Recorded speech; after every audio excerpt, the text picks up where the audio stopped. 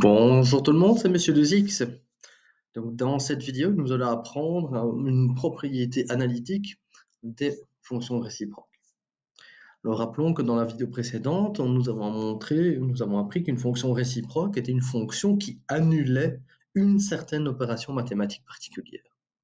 Et que donc, une fonction réciproque était toujours relative à une certaine opération.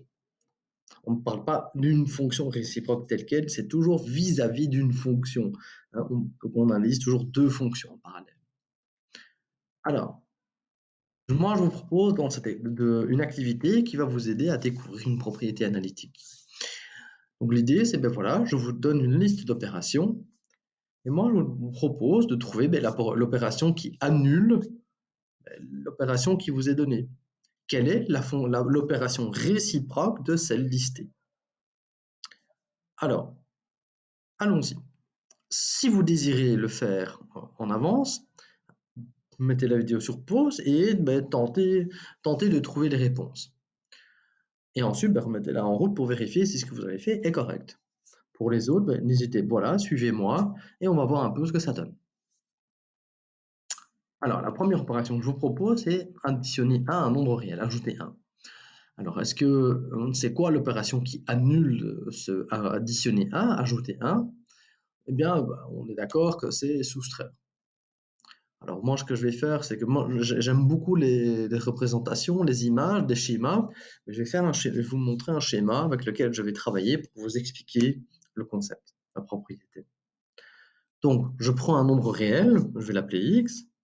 Je lui applique l'opération de départ. Mais nous, on veut annuler le x plus 1. On va annuler le plus 1, donc on va faire plus 1. S'il fait plus 1, ça va me donner x plus 1. Mais si je lui applique l'opération moins 1, ça va me faire x plus 1 moins 1. Les parenthèses sont inutiles et donc je retombe bien sur le x de départ. Donc oui, soustraire 1 annule bien ajouter 1. Que se passe-t-il mais si je fais l'opération contraire, si je veux annuler une soustraction par 1? Naturellement, on va lui additionner 1. C'est pas parce que l'ordre change que l'opération en elle-même change. Donc si je lui soustrais 1, je vais obtenir x moins 1.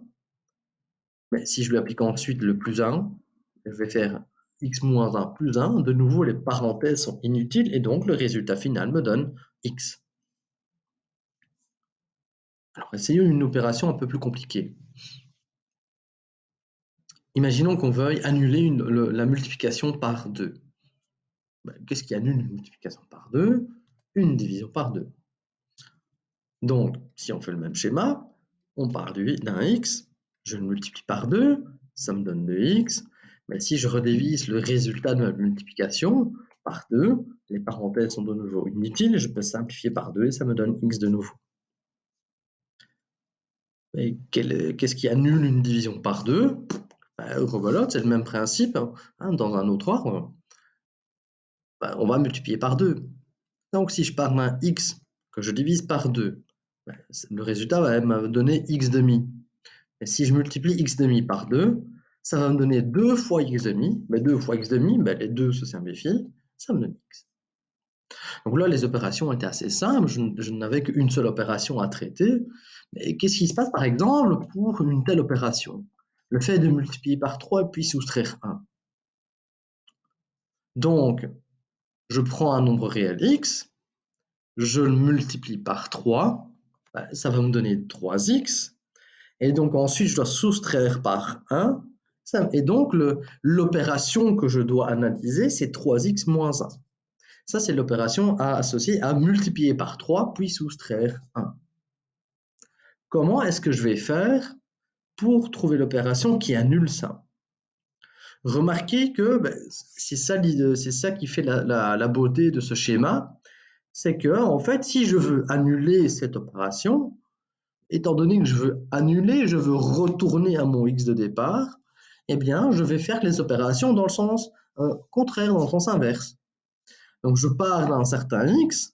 Quelle est l'opération qui annule le moins 1? Je vais faire plus 1. Et ensuite, quelle est l'opération qui annule 1 3 fois? Eh bien, c'est diviser par 3. Et donc, l'opération qui va annuler 3x moins 1 sera 1/3 de x plus 1. Vous avez compris l'idée? C'est vraiment, nous, on veut simplement, on va, au lieu de considérer une opération telle qu'elle, on va la décomposer en des opérations élémentaires comme on l'a fait, et ensuite il suffit de refaire l'opération inverse comme on l'a fait là, et comme on l'a fait dans les exemples précédents, les 4 premiers exemples. Comment va-t-on traiter alors ce diviser par 2 puis ajouter 2? On va tout d'abord représenter schématiquement cette opération. Donc je prends un nombre réel x, je vais d'abord le diviser par 2, ça me donne x demi, je lui ajoute 2, ça me donne x demi plus 2. Mais moi, ce que je veux, c'est l'opération qui va annuler chacune de ces opérations en sens inverse. Et donc, je pars du côté droit, je vais analyser l'opération qui annule le plus 2, c'est moins 2. Et ensuite, je dois appliquer une multiplication par 2. C'est l'opération contraire, c'est l'opération qui annule une multiplication par 2. Et attention que la multiplication par 2 va s'appliquer sur le x moins 2. OK? C'est sur le taux. Donc l'opération qui va annuler x demi plus 2, c'est 2 fois x moins 2, soit 2x moins 4, si je distribue. Alors ce qu'on va faire maintenant, c'est qu'on va analyser ces schémas, ces résultats sur base en termes de fonctions. Donc si on combine 1 et 2, on avait observé ces schémas-là, ces résultats-là. Si on veut réfléchir en termes de fonctions, quelles sont les fonctions qui sont analysées là, utilisées? Les deux fonctions qui sont utilisées, elles sont affichées là. Les deux fonctions de base, ce sont x plus 1 et x moins 1. C'est pour ça qu'il est intéressant de faire les schémas dans les deux sens. Et qu'est-ce qu'on remarque? Est-ce que ces schémas ne vous rappellent pas quelque chose? C'est quelque chose que vous avez appris, que vous avez utilisé en seconde, ou bien en seconde, en première, pardon, ou alors en cinquième générale. Est-ce que cette schématisation ne vous rappelle pas un truc? Qu'est-ce que vous faites là en fait? Vous faites plusieurs opérations d'affilée. Et donc, lorsque vous faites plusieurs opérations d'affilée, c'est exactement le concept de composition de fonctions qui intervient. Et donc, ce que racontent ces schémas, c'est que peu importe l'ordre dans lequel vous composez vos fonctions, le résultat final vous donnera x, toujours.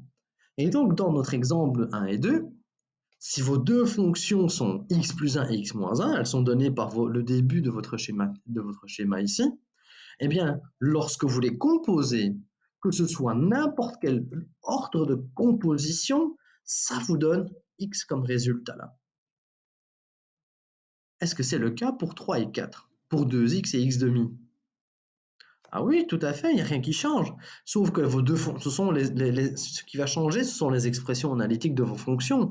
Les deux fonctions que vous analysez ici, c'est f de x égale 2x et g de x égale x demi. Et ce que les schémas racontent, et c'est ce qu'on a observé, c'est que peu importe l'ordre dans lequel vous composez vos fonctions, eh bien, vous réobtenez x comme résultat final.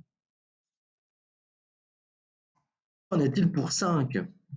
Est-ce que si on considère le f de x comme étant 3x moins 1 et le 1 et le g de x sont 1/3 de x plus 1, est-ce que les compositions nous donnent x comme résultat? Peu importe l'ordre. Eh bien ici, on n'a pas encore vérifié ça. Eh bien regardons un peu maintenant si c'est le cas. Donc si je fais f après g, donc je vais prendre l'expression de f et je vais remplacer le x par l'expression de g. Donc ça me donne l'expression affichée à l'écran. Donc le 3 et le 1/3 vont se simplifier. Il va me rester x plus 1 moins 1 et qui me donne bien x. Maintenant, si je calcule le g après f, donc dans l'expression de g, je vais remplacer le x par f, comme affiché à l'écran. Et donc, ce qui va se passer, c'est que le moins 1 et le 1 vont se canceller. Il va me rester 1/3 fois 3x, mais 1/3 fois 3x, ça me donne x. Donc oui, la composition, peu importe l'ordre, me donne bien x. Là, cette petite propriété est satisfaite. Regardons un petit peu si on observe la même chose pour x demi plus 2 et pour 2 fois x moins 2. Est-ce que l'ordre de composition, peu importe l'ordre de composition, est-ce que ça me donne x comme résultat? Alors, f après g, donc on va prendre l'expression de g et on la remplace dans f. On remarque que les deux peuvent se simplifier. Et ensuite, il me reste x moins 2 plus 2 qui me donne bien x. Si je fais g après f, je remplace dans g le x par l'expression de f. Donc là, je vais distribuer mon 2 sur le x demi et le 2. Mais si je distribue le 2 sur le x demi, il va me rester x. Et si je distribue le 2 sur le plus 2, ça va me donner plus 4. Mais x plus 4 moins 4 me donne bien x. Et donc, voilà notre propriété analytique. Là, pour que deux fonctions f et g soient réciproques l'une de l'autre, la propriété analytique que devront vérifier ces fonctions, c'est que lorsque je les compose, le résultat me donne toujours x, et naturellement pour les x dans les domaines de définition respectifs. Alors, qu'est-ce que j'entends par là? C'est que lorsqu'on fait une composée de fonctions, on peut lui associer naturellement un domaine de définition. J'ai déjà fait une vidéo à ce sujet-là. Donc, je la mettrai en lien en description ici ou en lien ici au-dessus de la vidéo. Et donc, voilà. Donc, petite propriété à vérifier si vous connaissez les expressions analytiques de vos fonctions. Alors, quelques exemples. Qu'est-ce qui se passe lorsque j'ai f et g comme affichés à l'écran? Est-ce qu'elles sont réciproques l'une de l'autre? Je connais les expressions analytiques, et donc ce que je vais faire, c'est que je vais vérifier si peu importe l'ordre de composition, eh bien, le résultat final me donne x. Regardons un petit peu. Si je fais f après g, donc je vais remplacer le x par l'expression de g, ça me donne cette expression affichée à l'écran, mais le plus 1 et les parenthèses sont inutiles, le plus 1 et les moins 1 s'annulent, et donc il me reste racine quatrième de x4, mais ça me donne bien x. C'est OK pour cette partie-là. Si je fais g rond f, g après f, donc je vais prendre l'expression de f et je vais la remplacer dans g, tous les x de g par f. Mais là, la racine quatrième et l'exposant 4 s'annulent, j'ai x moins 1 plus 1, et donc ça va me donner x. C'est OK, et donc les fonctions sont bien réciproques l'une de l'autre. Qu'en est-il des fonctions affichées à l'écran là? 1 sur x plus 1 et 1 sur x moins 1, sont-elles réciproques l'une de l'autre? Eh bien, de nouveau, on va calculer f après g et g après f, et on va regarder ce qui se passe, ce que ça donne. Donc là, on va faire f après g, donc ça donne l'expression ici affichée à l'écran. Donc j'ai pris g et j'ai remplacé tous les x présents dans f par l'expression de g. C'est pour ça que vous avez ça et là.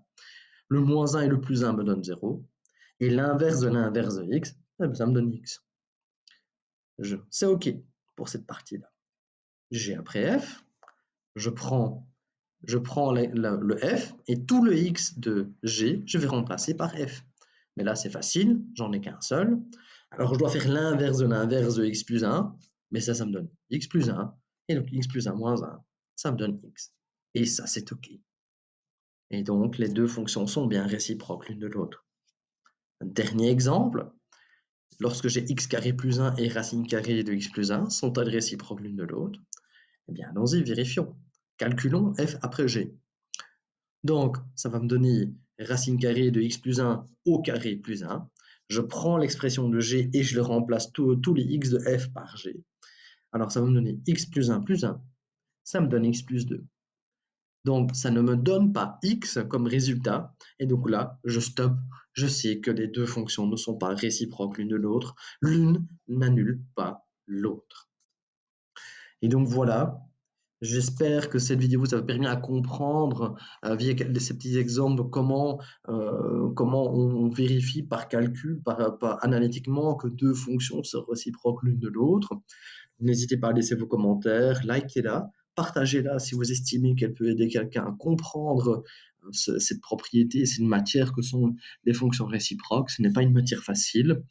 Et donc voilà, sinon je vous dis à très bientôt. N'hésitez pas à laisser vos commentaires. Au revoir.